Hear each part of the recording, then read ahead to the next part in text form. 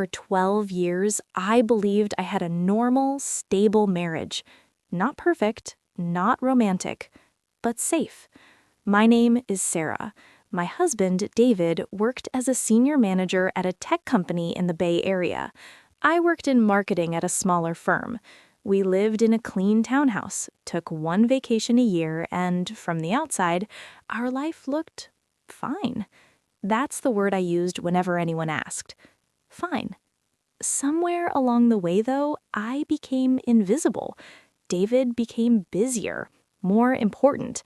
At least that's how he described himself. Late nights, business trips, endless emails. When he was home, he was either glued to his phone or locked in his office.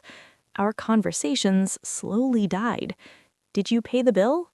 Don't forget dinner with the Johnsons. I don't have time right now. I told myself this was normal, that this is what marriage looks like after 10 years. You stop talking, you stop dreaming, you survive. So I learned to be quiet. 18 months before everything fell apart, I found something that reminded me who I used to be. It happened late at night. David was asleep beside me, snoring softly, when an ad popped up on my phone. Learn Japanese. Free trial. I stared at it longer than I should have. I had studied Japanese in college. I loved it back then. The language, the culture, the challenge. But life happened. Marriage happened. Responsibility happened. That dream was packed away and forgotten. On impulse, I downloaded the app. The letters came back faster than I expected. Then the words, then the sentences. Soon, Japanese became my secret. Every night while David watched business news or worked late, I sat at the kitchen table with earbuds in, learning, practicing, remembering myself. I didn't tell him, not because I was hiding, but because I'd learned something important over the years. David didn't listen. Once I mentioned taking a photography class. He laughed. Why? You take pictures on your phone like everyone else. So I stopped sharing. Japanese was mine, and I was good at it, really good. By the end of a year, I could understand full conversations, movies, podcasts, business discussions. David had no idea. And then one evening, he came home early, excited. "Sarah," he said, loosening his tie, "we're finalizing a deal with a Japanese company. Huge opportunity. The CEO is visiting next week." He smiled. "I'm taking him to dinner. You'll come with me." I looked up. "Me?" "Yes, he likes the family image. You'll just need to look nice, smile, and let me handle the talking." Then he added something that made my heart stop. "I'll be speaking Japanese most of the night. You'll probably be bored." I smiled. "Of course," I said. What David didn't know was this. I would understand every single word, and that dinner would destroy the marriage he thought he controlled. The week before the dinner felt endless. Every free moment I practiced business Japanese, formal phrases, polite tones, the kind of language used in boardrooms, not living rooms. I told myself I was overthinking it, that David would never say anything cruel about me, that I was being paranoid. Thursday night arrived anyway. I wore the navy dress David picked for me. Conservative, elegant, safe. When I looked in the mirror, I saw exactly what he wanted me to be. Presentable, silent, replaceable. The restaurant was expensive, modern, quiet, important. The kind of place where deals were whispered, not announced. David straightened his tie before we walked in. "Remember, just smile. Don't try to join the business conversation." I nodded. Tanaka-san was already waiting, mid-50s, calm eyes, sharp suit. He greeted us politely. The conversation started in English. Small talk, compliments, politeness. Then, naturally, they switched to Japanese. David's Japanese was smooth, confident, almost impressive. I lowered my eyes, played the role of the clueless wife, and listened. They talked about market expansion, revenue forecasts, strategy. Then Tanaka-san turned slightly toward me and asked in Japanese what I did for work. Before I could even react, David answered for me. "She works in marketing," he said in Japanese, smiling. "But it's just a small company. More of a hobby, really. Something to keep her busy." My fork froze in my hand. A hobby? 15 years of work, reduced to a pastime? I kept my face calm. Years of practice helped. Inside, something cracked. The dinner continued, course after course. And the more David spoke, the more I realized something was wrong. He exaggerated, took credit for projects that weren't his, made himself sound larger, smarter, more powerful than reality. Then Tanaka-san mentioned work-life balance, family support. David laughed. "My wife doesn't really understand business," he said casually in Japanese. "She's happy with a simple life. I handle all the important decisions, finances, planning. She's mostly there for appearance." I felt my heartbeat in my ears. "For me," he continued, "it's easier this way. I don't have to deal with a wife who has ambitions." That was the moment. The moment I understood exactly who my husband was and what he thought I was worth. Tanaka-san shifted uncomfortably. His replies became shorter, politer, distant. But David wasn't finished. "I'm considered for VP, and honestly, I've been preparing, moving some assets around, offshore accounts, just smart planning." My blood turned cold. Then he laughed again. "And I have an outlet, a woman at work, Jennifer. My wife has no idea. Jennifer understands my world." I sat there, smiling, listening to my marriage end in a language he thought I didn't understand. By the time dessert arrived, I wasn't hungry anymore. The dinner ended politely. Tanaka-san bowed to me and said softly in English, "It was a pleasure meeting you, Mrs. Sarah." There was something in his eyes, respect and pity. On the drive home, David was cheerful. "That went great," he said. "This deal is basically done." I stared out the window and thought, so is our marriage. That night, David kissed my cheek like nothing had happened. "I have some emails to finish," he said, and disappeared into his office. I went upstairs, closed the bedroom door, and stood there in silence. Then I broke. My hands were shaking as I grabbed my phone. I didn't know who to call until one name came to mind. Emma, my college roommate, my best friend before life, marriage, and David slowly pushed everyone away. She was a divorce lawyer now. She answered on the second ring. "Emma?" My voice cracked. "Emma, I need a lawyer." For 2 hours, I told her everything. The dinner, the Japanese conversation, the affair, the offshore accounts, the way he talked about me like I was furniture. She didn't interrupt. When I finished, she spoke calmly. "First, breathe," she said. "Second, do not confront him." I laughed bitterly. "He doesn't even know I understand Japanese." "Good, that's your advantage."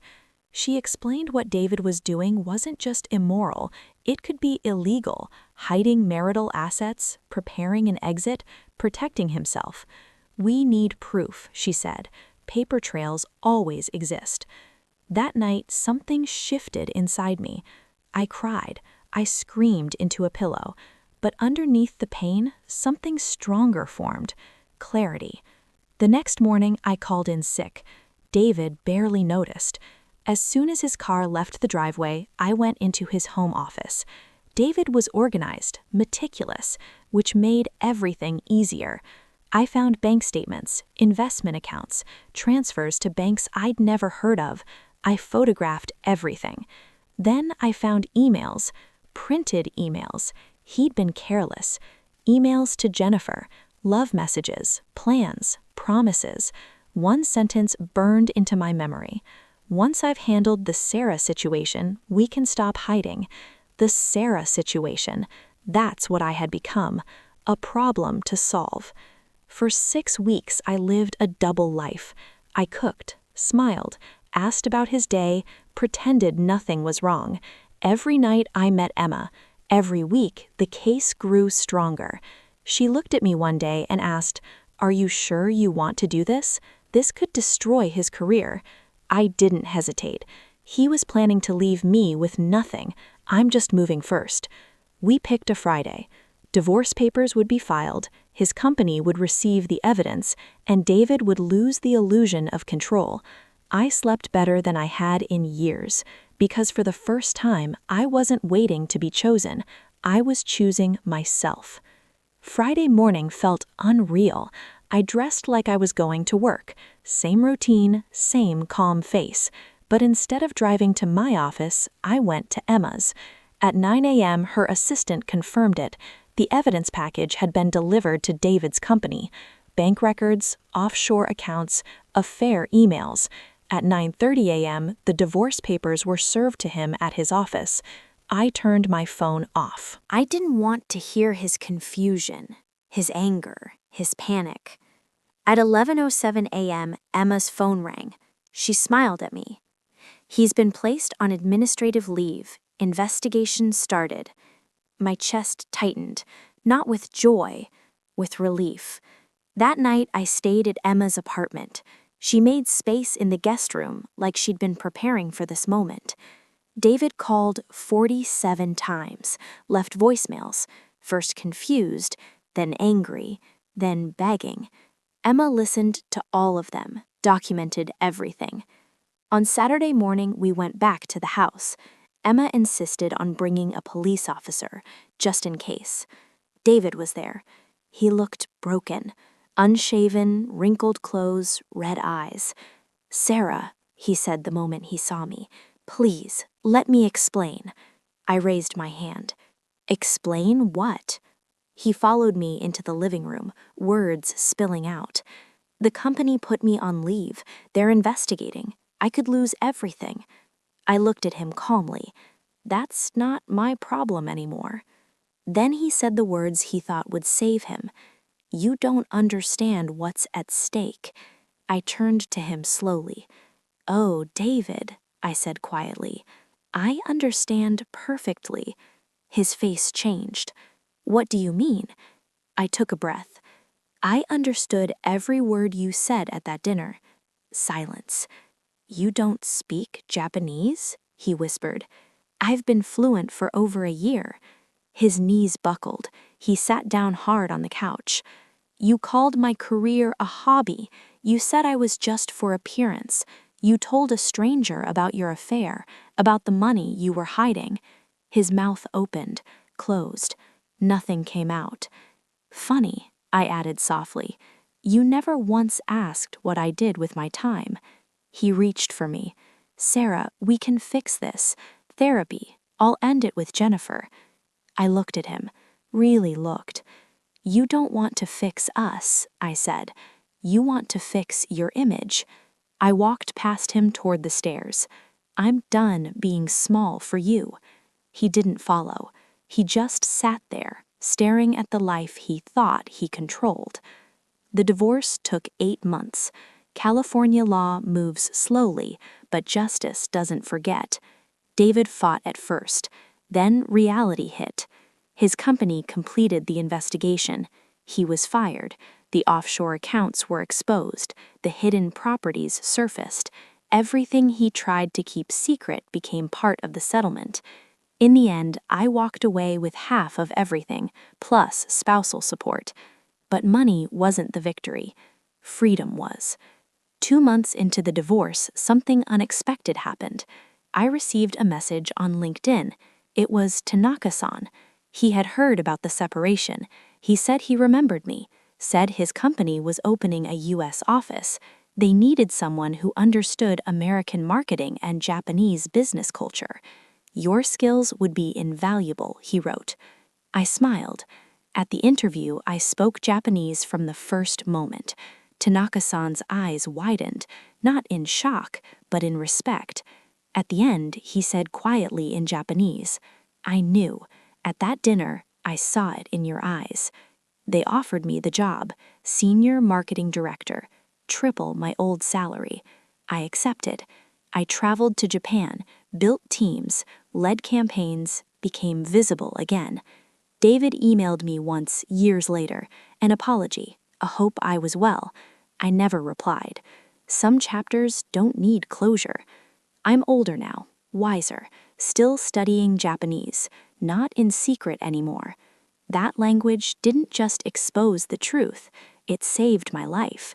So if you're listening and feel invisible, if your dreams are dismissed, if you're made small to protect someone else's ego, learn the language, gather the evidence, choose yourself. Because the most powerful revenge isn't anger, it's becoming the woman they never believed you could be. They say revenge is loud. Mine was silent. While David was fighting investigations, lawyers, and his own panic, I was rebuilding, quietly. The company Tanaka-san invited me to wasn't just a job, it was a new identity. For the first time in my life, I walked into a room and spoke without asking permission. I led meetings in Japanese. I made decisions. People listened. No one called me just a wife. No one reduced my work to a hobby. I moved into my own apartment, small, bright, peaceful. I chose the furniture, the colors, the life. David tried to reach out again when he lost his next job. I never answered. Because here's the truth. The real revenge wasn't the divorce. It wasn't the money. It wasn't watching his career fall apart. The real revenge was this.